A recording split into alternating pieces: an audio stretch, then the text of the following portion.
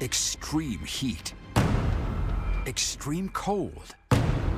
Drastic changes in the weather, not only here, but around the world. Big part of what our vision is to create a weather-ready nation. After a snowless winter last year, what can we expect for the winter ahead? You'll have more coastal storms developing, coming out of the Gulf of Mexico, moving up the East Coast, and the result then could be multiple nor'easters. Plus, a Fox 5 weather exclusive, the future of forecasting. This is kind of a prototype, but this is actually being used by DEC. How AI is being used to predict the weather. Then, for those of us who came to brave the great outdoors, one was a sense of history, knowing that in about 20 years we'll be telling great stories about the blizzard of 1978. We dig into the archives to find rare footage of these historic storms and new winter weather toys. Wait, AI, so artificial intelligence, get out of here. So when I put this bad boy on, it's gonna know what to do. The must-have gadgets for the season ahead. This is some cool stuff. This is Weather Extremes. Here's Nick, Mike, and Audrey. Weather, unpredictable and unexpected. With another year of weather extremes behind us, what can we expect for the winter ahead? And the one question we get asked the most, how much snow will we get?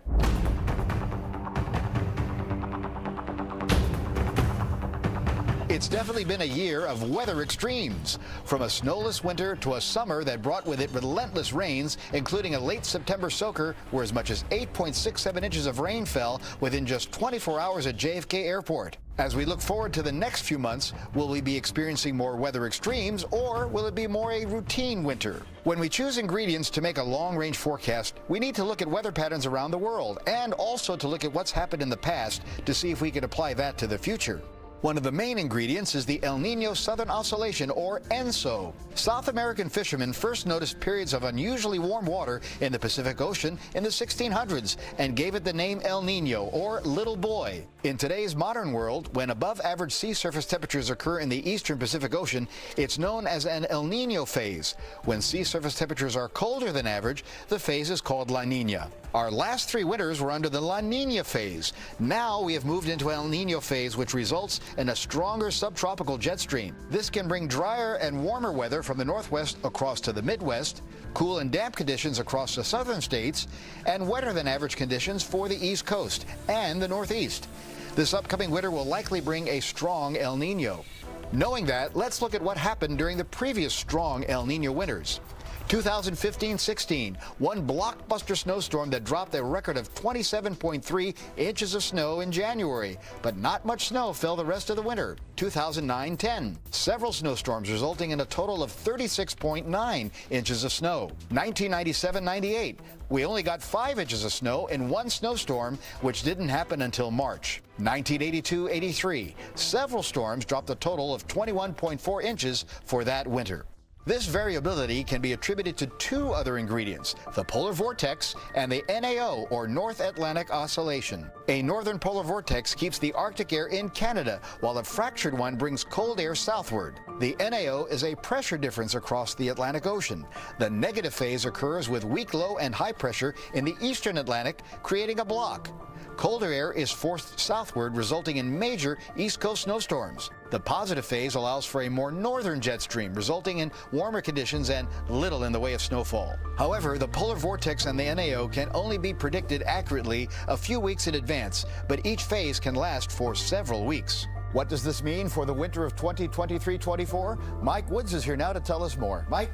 That's right, Nick. With a strong El Nino expected, the U.S. will experience a warmer than average winter. NOAA is forecasting above-average temperatures across most of the northern and central U.S., with near-average temperatures across the south. As for precipitation, higher-than-average amounts are expected across all of the south, also for the East Coast and the northeastern states, and drier than average for the northern Rockies and Great Lakes. With all the info you've learned, you can see that forecasting an El Nino winter proves that just about anything can happen. Well, what about the tri-state area? It looks like even though we'll have a couple of cold outbreaks in December, I don't think much colder snow will happen in December into about mid to late January. After that is when we're likely seeing most of the cold outbreaks occur, and probably most of the snowfall late January through a good chunk of February, and a little bit more so in March. So winter temperatures will end up being above average. That's typical in an El Nino year, and we're talking again again from December right through March or so. Here's the interesting part: borderline rain snow events. Why do I say that? Take a look at our weather map here, and again, with a strong El Nino, which is predicted, the subtropical jet stream tends to be the more dominant jet stream versus the polar jet stream. So we'll have storms coming out of the Gulf of Mexico and potentially turning into nor'easters riding up the coast, and there could be multiple of these happening. The question is, again, what would the temperature profile be as these storms come up the coast? That's where the polar vortex and the NAO come to play. If they combine and produce some cold outbreaks, we could get clobbered with just one big snowstorm. Having said that, what about our snowfall forecast? It looks like again a bit below average for the year, 15 to 23 inches along the coast, including New York City and on towards Long Island and southern Connecticut, 25 to 35 inches, maybe a little bit more as you get across North Jersey into the mid-Hudson Valley or so, and even drier conditions further to the north. But again, these snowfall amounts are below average for most seasons. Coming up, did predicting the weather just get easier? AI is beginning to make an impact in the world of meteorology as it's able to identify errors and biases in forecast models, which helps to aid meteorologists in providing a more accurate forecast. Then, storms of the century. The normal frenzy of the morning rush hour was replaced by an eerie calm. A deep dive into the archives. The photo we found of one of the worst blizzards in U.S. history. We're talking drifts of 20 feet of snow in some places. And later, This is the stuff that we want here, Mark. Let's start with the Greenworks snow shovel. Mike Woods tests some of the coolest gear and gadgets for the winter ahead. Welcome back to this special edition of Weather Extremes. Artificial intelligence is revolutionizing the world of weather forecasting. And as I found out, it's happening faster than you might think. AI is at the forefront of forecasting technology. It's already being used by the National Weather Service to translate severe weather watches and warnings into other languages. As we're issuing forecasts and pretty much in real time and warnings, this model is able to take that and translate it into, in our case, Spanish language and simplified Chinese, as we're in real time. Researchers at the University at Albany will be contributing to a $20 million institute that will be using artificial intelligence to improve our understanding of weather and climate and its societal impacts. Our theme is winter weather. And here up in New York, upstate New York, we have a lot of winter weather, so it made a lot of sense for us to lead that component. Christopher Thorncroft is the Director of Atmospheric Science Research at University at Albany, one of the first institutes in the country testing artificial intelligence and weather.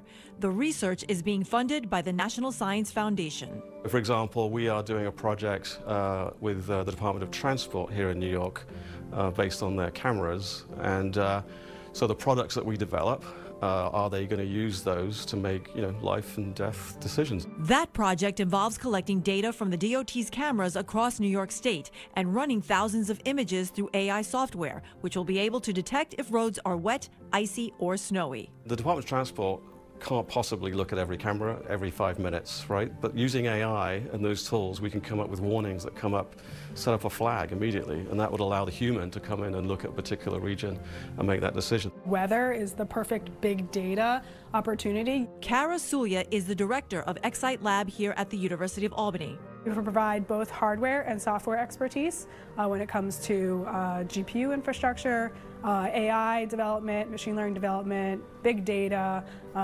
dealing with both weather and non-weather data. The lab is a mesmerizing room full of computers and monitors taking in real-time information from cameras mounted throughout New York State.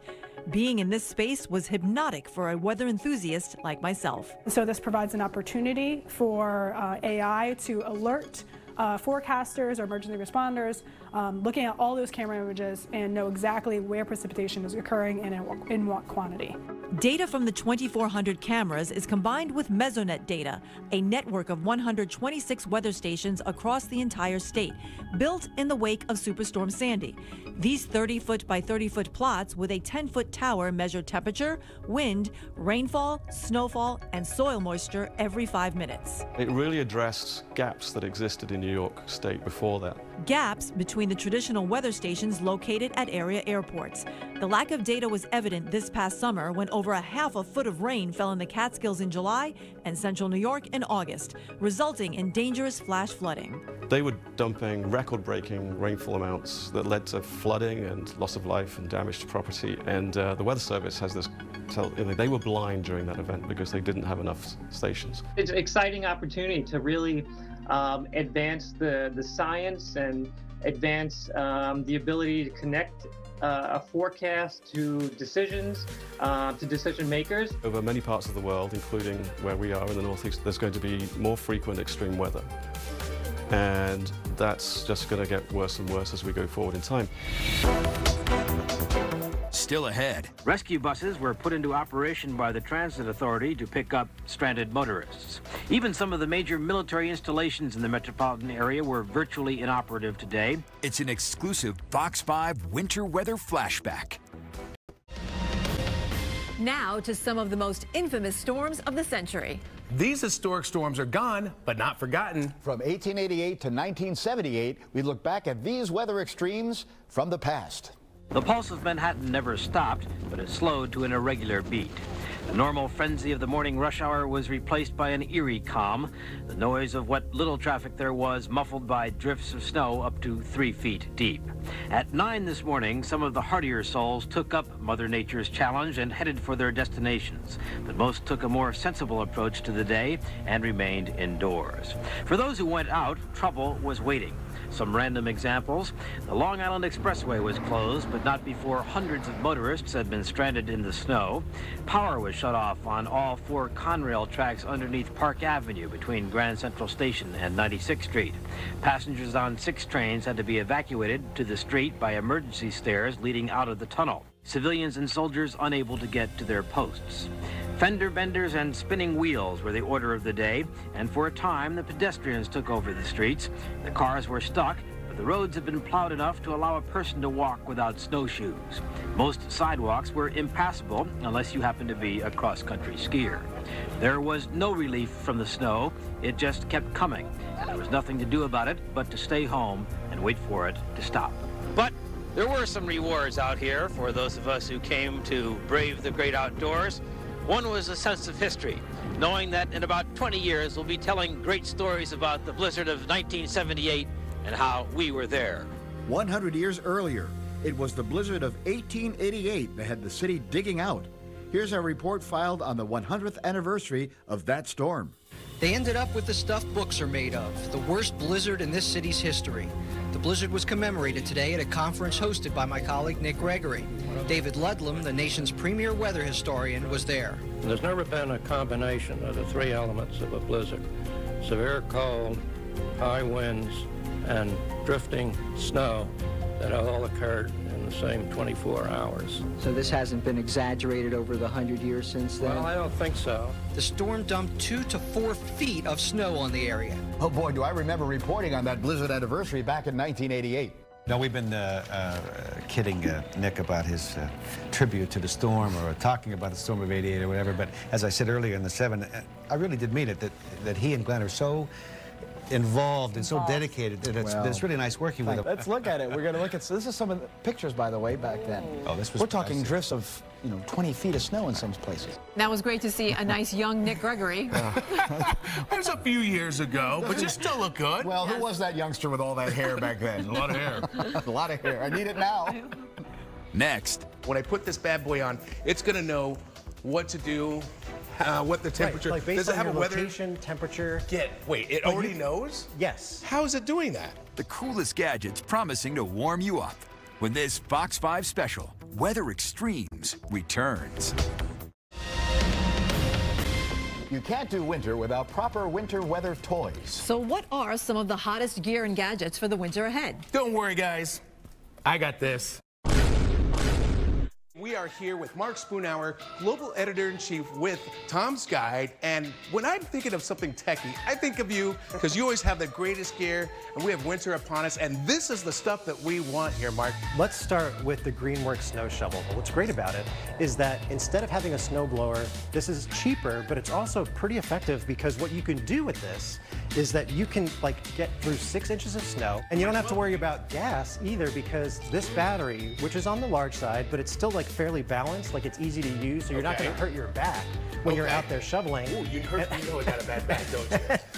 And it's fairly quiet, so you get about 45 minutes of battery time, which is actually pretty good. That's enough to do most driveways. How much is something like this going to set me back? $349, which is actually a pretty good price, because it's about half the price of a lot of the snowblowers that are out there.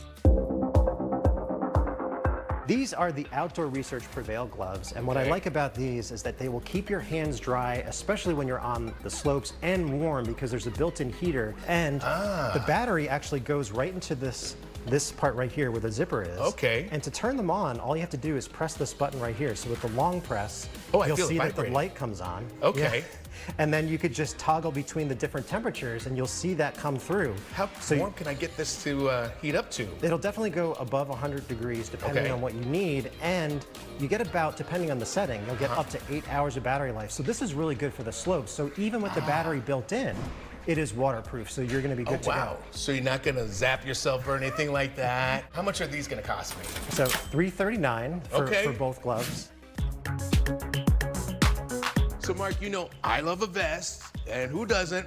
But this one right here, this is super cool because it's going to take care of you on a really cold day, right? Yes, so this is from Carhartt, which is a very popular brand, but a lot of people don't know that they have a heated vest on the market. Get out of here. And so they this call thing? so they call it the AI heated vest because it actually knows like what the temperature is outside, if it knows your location, and you can adjust the temperature based on where you are. Wait, AI, so artificial intelligence. That's Get right. out of here. So when I put this bad boy on, it's going to know what to do, what the temperature. Like based on your weather? location, temperature.